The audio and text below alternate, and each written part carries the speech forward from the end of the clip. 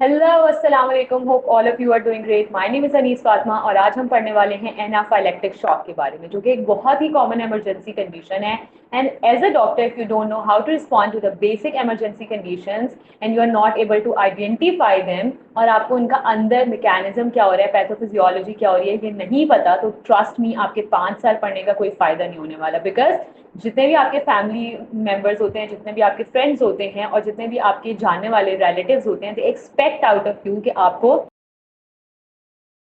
सारी चीज़ों का पता होगा। एंड इट्स नॉट इम्पॉर्टेंट कि आपको सारी जितनी भी मेडिकल कंडीशंस हैं उनका पता हो, but at least you should know the basic basic emergency conditions, ताकि जब पेशेंट को कुछ हो रहा है, you can explain to the your relatives और उनके जितने भी केयर टेकर्स होते हैं कि पेशेंट को हुआ क्या है। You can identify the condition, आप बता सकें कि इसको क्या हुआ है, किस वजह से हुआ है, and before the ambulance arrive आप उनको सारा मैकेनिज्म ऑलरेडी एक्सप्लेन कर चुके हो। And also one more important thing, कि उस टाइम पे सब लोग आपसे एक्सपेक्ट कर रहे होते हैं कि आप ये बता सको कि हॉस्पिटल जाके पेशेंट के साथ क्या किया जाएगा।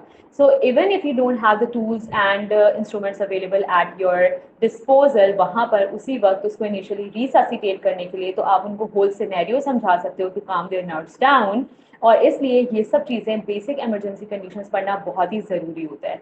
जब हम नॉर्मली अपनी मेडिकल की पढ़ाई कर रहे होते हैं तो हम बहुत सारा पढ़ते हैं, we have a lot of knowledge, but उसमें से जो इम्पोर्टेंट नॉलेज होता है वो हमारा दिमाग ग्रास्प करना भूल जाता है। And that's why you feel very stuck, you feel very confuse जब कोई इमरजेंसी कंडीशन अराइव होती है। तो हमने ये जो मैंने कोर्स बनाया है to deal with emergency conditions, to get all your emergency algorithms right, this will help you a lot in showing everyone that you are a doctor and your study for 5 years was worth it. So let's get started. तो basically होता क्या है, इस पूरी lecture में हम पढ़ने क्या वाले हैं, कोर्स आउटलाइन देख लेते हैं। सबसे पहले तो हम पढ़ेंगे कि एनाफाइलेक्टिक शॉक होता क्या है, देन एनाफाइलेक्टिक शॉक किस वजह से होता है, और फिर एनाफाइलेक्टिक शॉक को मैनेज कैसे किया जाएगा। These are the common questions जो कि आपके रिलेटिव्स भी पूछ रहे होंगे, these are the common questions जो आपके वाइवा में भी आ रहे होंगे, these are some of the common questions जो आपको वैसे ही एज अ मेडिकल स्टूडेंट पता होने चाहिए in order to prove yourself कि भाई कुछ पढ़ा है, सही है। So what is anaphylactic shock, ये होता क्या है? तो बेसिकली एनाफाइलेक्टिक शॉक कुछ भी नहीं है, बस एक IgE mediated hyper sensitivity reaction है। क्या है? IgE mediated hyper sensitivity reaction है, जो कि सेकेंड्स टू मिनट्स में डेवलप हो जाता है, लाइक फटाफट से फौरन से डेवलप हो जाता है आपकी बॉडी के अंदर। And it is characterized by, आपको कैसे पता चलेगा कि एनाफाइलेक्टिक शॉक हुआ है पेशेंट को? सो बेसिकली आपको पता तो चल गया कि एक एलर्जिक रिएक्शन है, बट एलर्जी शो कैसे होगी? तो स्किन रिएक्शंस होंगे, ब्रीदिंग डिफिकल्टी हो जाएगी और ब्लड प्रेशर ड्रॉप हो जाएगा। अब अगर आप एक डॉक्टर हो तो आपको ये तो पता ही होना चाहिए कि आपके पास हमेशा बीपी इंस्ट्रूमेंट अवेलेबल होता है, बीपी अपैरेटस होता है आपके घर में। तो जैसे ही पेशेंट को कुछ भी इमरजेंसी कंडीशन होती है, your first response should be उनकी पल्स जल्दी से चेक कर लो और उनका ब्लड प्रेशर जल्दी से मेजर कर लो। तो आपको कम से कम कॉमन कंडीशन समझ में आ जाएगी कि if the patient is suffering from tachycardia or the patient is suffering from bradycardia। तो यहाँ पर क्या होगा, पेशेंट का ब्लड प्रेशर ड्रॉप कर चुका होगा, पेशेंट को सांस नहीं आ रहा होगा और पेशेंट के स्किन पे कुछ एलर्जिक साइंस दिखाई देना शुरू हो जाएंगे, जैसे कि अर्टिकेरिया हो जाएगा, हाइव्स बन जाएंगे, खारिश होना शुरू हो जाएगी, स्किन पे कुछ रैशेस बन जाएंगे। So this is how you will identify कि पेशेंट को एनाफाइलेक्टिक शॉक हो गया है, जो कि बेसिकली एक एलर्जिक कंडीशन है। अच्छा, अब पेशेंट आपके पास आएगा कैसे, पेशेंट प्रेजेंट कैसे करेगा? So the patient would say कि हाय डॉक्टर, या पेशेंट के घर वाले बोलेंगे कि हाय डॉक्टर, हमारा ये पेशेंट है, इसने थोड़ी देर पहले कोई चीज़ खाई या किसी चीज़ को टच किया, जिसके बाद इसको ये वाले सिम्टम्स डेवलप हो गए। कौन से वाले सिम्टम्स? स्किन रिएक्शन हो गया, सांस नहीं आ रहा और ब्लड प्रेशर ड्रॉप हो रहा है, सही है। अब आप हमारी हेल्प कर दीजिए। सो बेसिकली होगा क्या कि 3 most common characteristic symptoms appear होंगे, जो कि इंडिकेट करेंगे कि पेशेंट को एनाफाइलेक्टिक शॉक हो चुका है।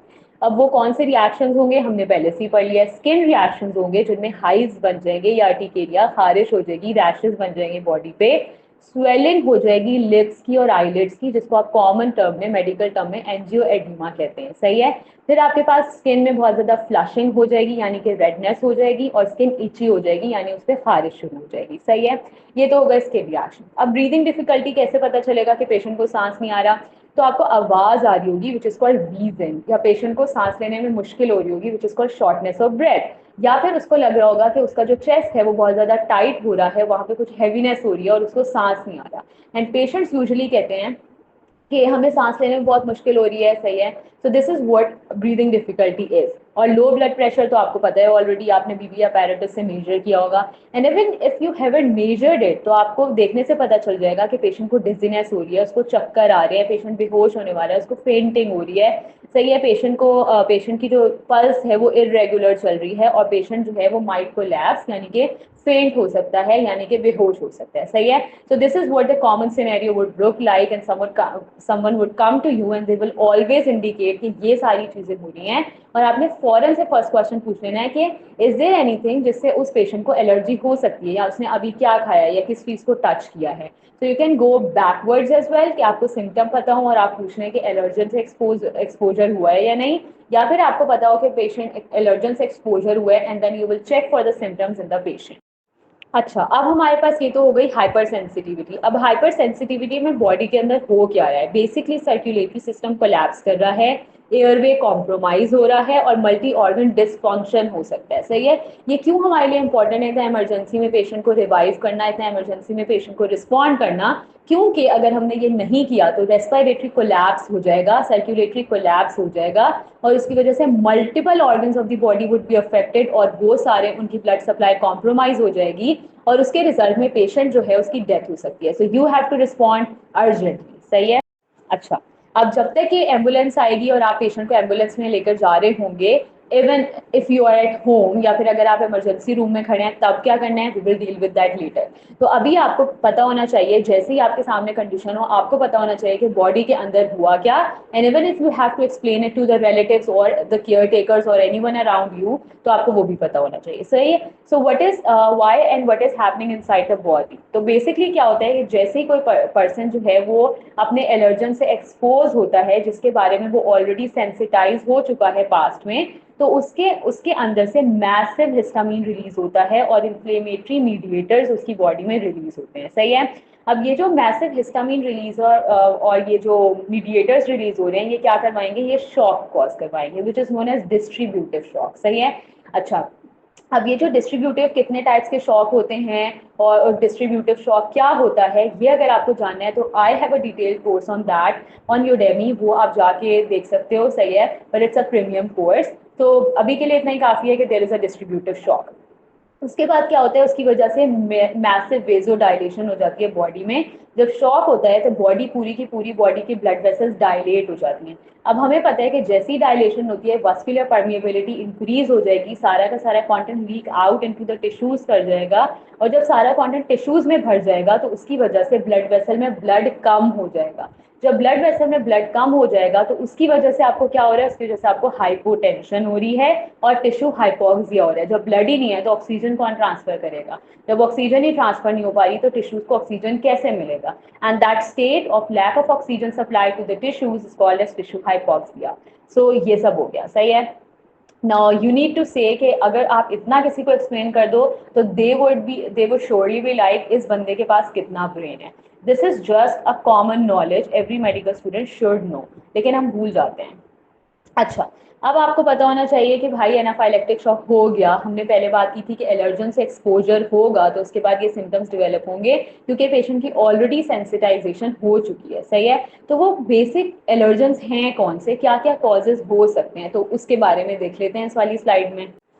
तो कॉमन एलर्जेंस हमारे पास ड्रग्स हो सकती हैं, कोई भी फूड पार्टिकल हो सकता है, इंसेक्ट की स्टिंग्स हो सकती हैं या बाइट्स हो सकती हैं, लेटेस्ट ग्लव से कुछ लोगों को हाइपर सेंसिटिविटी हो जाती है, कुछ लोगों को ब्लड ट्रांसफ्यूजन होने के बाद ये सब कुछ हो जाता है, कुछ लोगों को इडियोपैथिकली एनाफाइलेक्सिस डेवलप हो जाता है, सही है। तो कॉमनली क्या होता है कि मोस्ट कॉमन सिनेरियोज में क्या होता है, कोई भी ड्रग लगने के बाद पेशेंट की हालत सेकंड टू मिनट में खराब हो गई, सही है, और उसको ये सिम्टम डेवलप हो गए, या फिर ब्लड ट्रांसफ्यूजन होने के बाद पेशेंट की तबीयत खराब होना शुरू हो गई तो उसको क्या हुआ, एनाफाइलेक्टिक शॉक हुआ।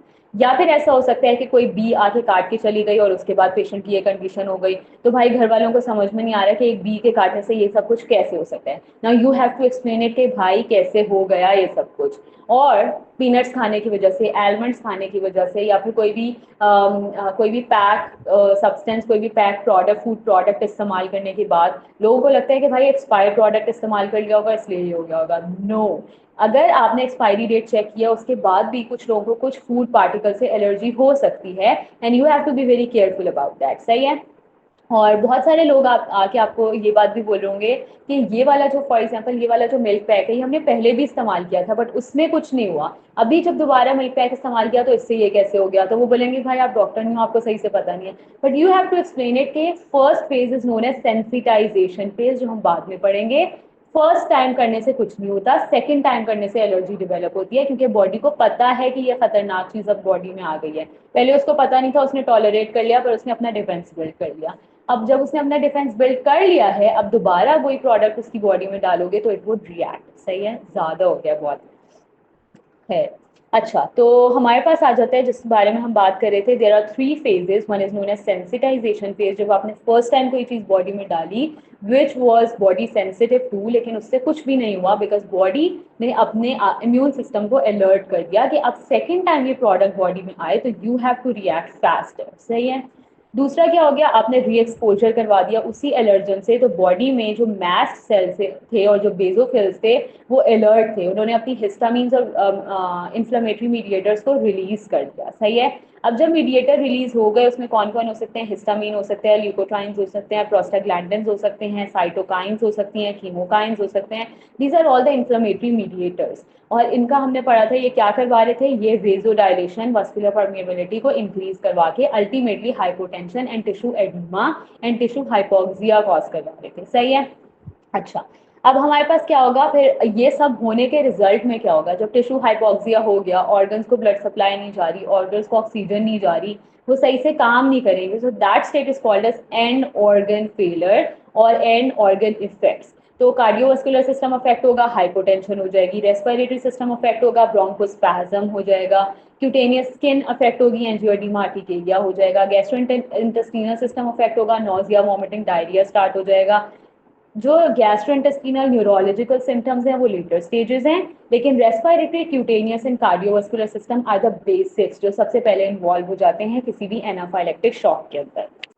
तो अब आप आइडेंटिफाई कैसे करोगे, अब देखो हमने अभी तक जो पढ़ा वो था जो आप एक्सप्लेन करोगे घर वालों को इन दी एम्बुलेंस, या फिर जैसे ही आप घर में हो तो क्या हुआ कैसे हुआ, जब तक एम्बुलेंस नहीं आ जाती, जब तक हॉस्पिटल नहीं पहुंच जाते, बेसिक सिनेरियो घर वालों को समझा दोगे।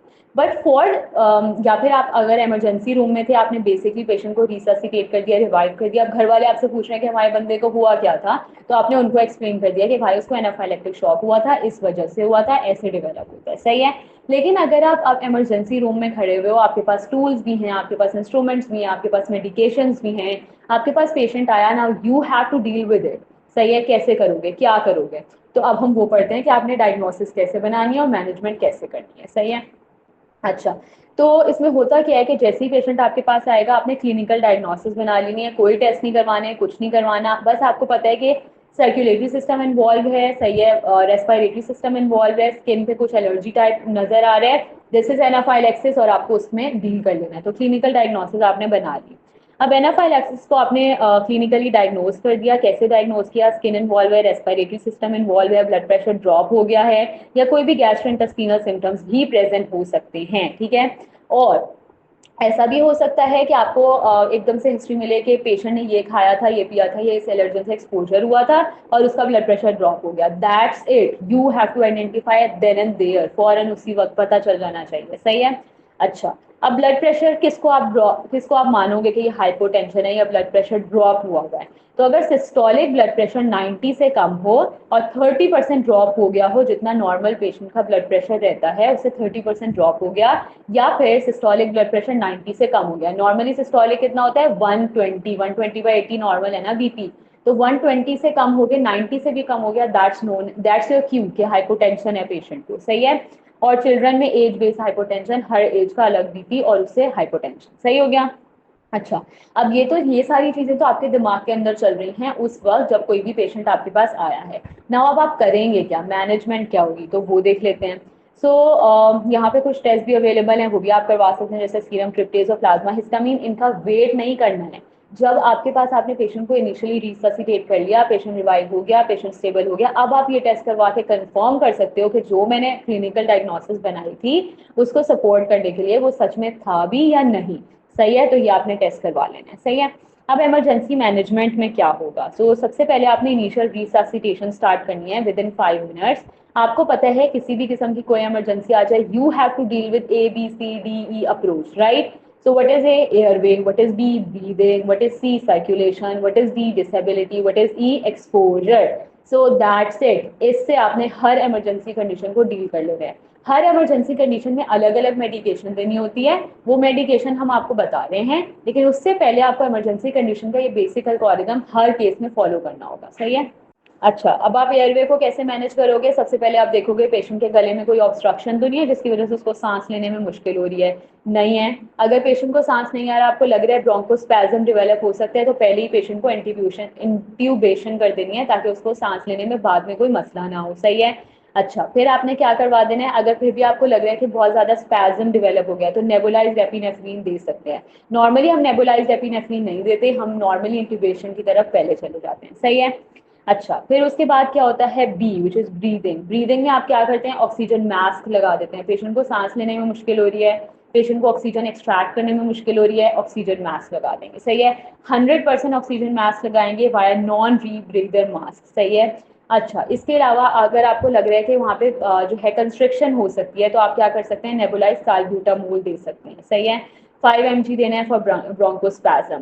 और इसके अलावा आप CPAP भी करवा सकते हो, मैकेनिकल वेंटिलेशन भी करा सकते हो, सही है? अच्छा, फिर आ जाती है सी फॉर सर्कुलेशन। सर्कुलेशन में आपने क्या करना होता है? एयर जो आपकी IV एक्सेस होती है वो आपने लेनी होती है। 2 लार्ज बोर कैनुलास आपने लगा देने हैं दोनों हाथों में पेशेंट के, ताकि अगर फ्लूइड रिससिटेशन की जरूरत हो, अगर कोई मेडिकेशन एडमिनिस्टर करनी हो तो वो कर सकें, सही है? अच्छा, अब आपने स्पेशल कंडीशन जो कि एनाफाइलेक्सिस में करनी है वो ये है कि आपने एपिनेफ्रीन लगाना है पेशेंट को। What is epinephrine? IM epinephrine intramuscular route use करना है। 0.5 mg का इंजेक्शन लगा दो पेशेंट को as soon as you identify it as a case of anaphylaxis without thinking it twice. अगर आपकी गट कह रही है कि एनाफाइलेक्सिस है तो है, it's an emergency condition, you have to deal it on the earliest. तो एपिनेफ्रीन लगाना है, IM लगाना है, 0.5 mg लगाना है, सही है? एडल्ट के लिए, सही है? और अगर आपको लगता है कि पेशेंट को आपने IM इंजेक्शन लगा दिया एपिनेफ्रीन का, लेकिन 5 मिनट के बाद वो फिर भी रिवाइव नहीं हुआ, जब आपने पूरा ABC कर लिया फिर भी रिवाइव नहीं हुआ, दोबारा IM इंजेक्शन लगा दो। हर 5-10 मिनट के बाद दोबारा IM इंजेक्शन लगाते रहो until the patient is stable, सही है? अच्छा, फिर आपने IV फ्लूइड जो कैनोला लगाए थे उसमें क्या करोगे? रिंगर्स लैक्टेट डालोगे, बिकॉज पेशेंट को फ्लूइड रिससिटेशन करनी है। क्या हो रहा है? पेशेंट का ब्लड प्रेशर ड्रॉप हुआ है, पेशेंट का फ्लूइड सारा का सारा टिश्यूज में चला गया है, लीकिंग हो गई ना टिश्यूज में, वेसल में ब्लड डालो। अच्छा, उसके बाद क्या हो रहा है? अगर आपको लग रहा है कि आपने 3 दफा IM इंजेक्शन लगा दिया एपिनेफ्रीन के, फिर भी पेशेंट रिससिटेट नहीं हो पा रहा है, तो फिर आपने क्या कर देना है? फिर आपने IV एपिनेफ्रीन लगा देना है अगर पेशेंट रिफ्रैक्ट्री केस है, सही है? रिफ्रैक्ट्री केस क्या होता है आगे जाके अभी हम पढ़ने वाले हैं, सही है? अच्छा, फिर आपने डिसेबिलिटी देख ली कि भाई ये सब कुछ जो हो रहा है ये ऐसा तो नहीं है पेशेंट का कोई एक्सीडेंट हुआ है, पेशेंट को कोई चोट लगी है, इंटरनल ब्लीडिंग हो रही है, एक्सेट्रा। देन आपने कम्प्लीटली एक्सपोजर कर देना है। अगर पेशेंट को कोई भी एलर्जन उसके साथ लगा हुआ है, लाइक उसने लेटेक्स ग्लव्स पहने हुए हैं, कोई लेटेक्स का बैंड पहना हुआ है, कोई ऐसी चीज जिसकी वजह से, कोई ज्वेलरी पीस है जिसकी वजह से आपको लग रहा है कि एलर्जिक रिएक्शन डेवलप हो रहा है, रिमूव इट, सही है? उसके बाद अगर आप इसके अलावा आप कुछ और मेडिकेशंस भी यूज़ कर सकते हो, जैसे कि एंटीहिस्टामीन्स, H2 ब्लॉकर्स एंड कॉर्टिकोस्टेरॉइड्स। ये हम कब यूज़ करते हैं? एपिनेफ्रीन आपने दे दिया, सही है, लेकिन जो सिम्टम्स डेवलप हुए हैं like airway symptoms, skin symptoms, circulatory system, उनको हम सही करने के लिए एंटीहिस्टामीन्स, H2 ब्लॉकर्स, कॉर्टिकोस्टेरॉइड ऐसा सपोर्टिव मेडिकेशन यूज़ करते हैं, लेकिन फर्स्ट लाइन हमेशा एपिनेफ्रीन ही रहेगा, सही है? अच्छा, फिर उसके बाद हमारे पास क्या हो जाता है? ये हमारे पास एक फ्लो चार्ट है जिसमें वही सब कुछ लिखा हुआ है जो कि हमने अभी बात कर ली कि ABCD अप्रोच कर लिया, आपने एपिनेफ्रीन लगा दिया। Then we have refractory anaphylaxis. ये क्या होता है? अगर कोई पेशेंट, सही है, 2 और more doses of the IM epinephrine को रिस्पॉन्ड नहीं कर रहा है, 2 दफा लगा दिया आपने फिर भी पेशेंट रिस्पॉन्ड नहीं कर रहा, आपने 3rd डोज ऑफ एपिनेफ्रीन लगाई IM, उसको भी रिस्पॉन्ड नहीं कर रहा, IM डोजेज ऑफ एपिनेफ्रीन को रिस्पॉन्ड नहीं कर रहा, दैट्स अ रिफ्रैक्टरी एनाफाइलेक्सिस। उसमें क्या करना है? आपको IV एक्सेस लेनी है और IV एपिनेफ्रीन देना है, एग्रेसिव फ्लूइड रिससिटेशन करनी है टू ट्रीट द हाइपोटेंशन, ठीक है? एड्रेनलिन भी दे सकते हो आप, वेसोप्रेसर्स भी दे सकते हो, इसके अलावा आप ग्लूकागॉन भी दे सकते हो, दैट्स एन एडवांस्ड केस। और ये हम तब पढ़ेंगे अपने जो मेरा प्रीमियम वाला कोर्स है उसमें बहुत ही डिटेल में ये सारी चीज़ें बताई हुई हैं, but that's on advance level, सही है? अभी बेसिक्स के लिए इतना ही काफ़ी है। देन आपके पास पोस्ट स्टेबलाइजेशन, अब पेशेंट स्टेबल हो गया है, अब आपने पेशेंट को घर भेज देना है। अगर कोई भी माइल्ड केस था, ज़्यादा सिवियर सिम्टम नहीं थे, 4 to 6 आवर्स के बाद ऑब्जर्वेशन करने के बाद घर भेज दो। अब 4 to 6 आवर्स का वेट क्यों करें? इस वजह से क्योंकि एनाफाइलेक्टिक शॉक एक दफ़ा हो गया, उसके बाद उसका जो सेकेंड स्टेज है वो डेवलप हो सकता है with in a few hours. और वो कैसे होता है, क्या होता है, वो भी हमारे प्रीमियम कोर्स में अवेलेबल है। सो वो भी एडवांस लेवल की बात हो गई। तो बस इतना कि अगर कोई माइल्ड केस था, 4 to 6 आवर्स के ऑब्जर्वेशन के बाद उसको घर भेज देंगे, सही है। और अगर कोई सिवियर केस था, मतलब आपने 3 एपिनेफ्रिन की डोजेस लगाई थी फिर भी वो रिससिटेट नहीं हुआ था, या फिर उसको कोई इंटरनल ब्लीडिंग हो रही थी, या फिर कोई सिवियर किस्म का एलर्जिक रिएक्शन हो गया था, बहुत ज़्यादा ब्लड प्रेशर ड्रॉप हो गया था, तो आपने फिर उसको 24 आवर्स के बाद घर भेजना है, सही है। वो जो मैं बोली थी कि रिएक्शन दोबारा हो सकता है, that's called as a biphasic reaction, या फिर second wave of the anaphylactic shock would appear, जो कि पहले से ज़्यादा सिवियर होती है। तो इस वजह से आपने पेशेंट को ऑब्जर्वेशन में रखना है, सही है। अब जब आप पेशेंट को घर भेज रहे हो तो you have to educate the patient और उसके घर वालों को कि एनाफाइलेक्टिक शॉक कैसे डेवलप होता है, क्यों डेवलप होता है, और कैसे आप इससे बच सकते हो, सही है। एंड इवन अगर आप इससे बचना, मतलब आपको पता है कि इन एलर्जन की वजह से पेशेंट को शॉक होता है, तो आप उन एलर्जन से एक्सपोजर को प्रिवेंट करोगे। और इसके अलावा आप पेशेंट को कुछ इंजेक्शंस भी देते हैं एपिनेफ्रीन के, जिनको ऑटो इंजेक्टर्स कहते हैं। वो कैसे लगाते हैं, उनका क्या यूज़ होता है, क्या एजुकेशन देनी होती है, और पोस्ट स्टेबलाइजेशन केयर में क्या कुछ होता है, ये सब का सब is available on our premium course. अगर आपको चाहिए तो you can comment down in the comment section and I will send you the link. तो अब जो है that's it from this lecture. हम आएंगे एक न्यू लेक्चर के साथ जिसमें एक न्यू इमरजेंसी कंडीशन को हम डिस्कस करेंगे। तब तक के लिए अल्लाह हाफिज, सी यू।